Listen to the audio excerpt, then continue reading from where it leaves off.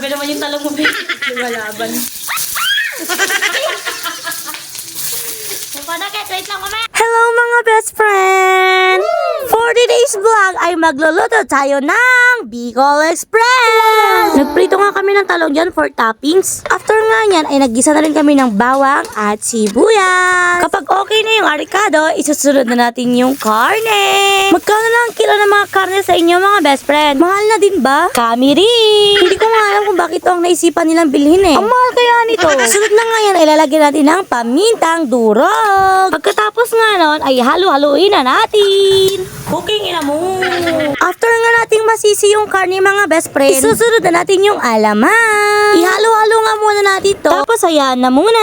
Doggy, doggy, doggy. Shoutout nga pala sa aso ng best friend ko na Philip Penguin sa Pinas. Don't forget to like and share this video. And follow my page for more videos and updates. At ito na nga mga best friend. Charan! Kapag nasisi na ng mabuti yung karne at nagmamantika na siya, lagyan na natin ng tubig. Kailangan pa natin palambutin yung karne dyan at medyo matigas. Pagkatapos ay takpan na natin. At dahil gutom na nga kami, hindi na namin ito pinatagal. Hinalo-halo na nga ni.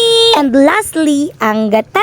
Imekos-mekos na nga ni. Malapit na nga kami sa katotohanan mga best friend ko. Takpan na muna natin. At ito na nga, paluto na siya. Ilalagay na nga natin dito yung green chili. Kapag nagluto pala kayo nito mga best friend ko, bahala na kayo maglagay ng pampalasa. Siyempre para may lasa. Ayaw mo nga Ruth ba kasi walang lasa. O sige na, puro na lasa eh. Yun na nga, mekos-mekos na nga ni. Pagkatapos ay takpan muna saglit. And yes, finally, ang sarap ng feeling ko. Luto na siya mga best friend. Makakakain na kami. I hope na sana nagustuhan niyo to mga best friend. Hanggang sa muli, salamat!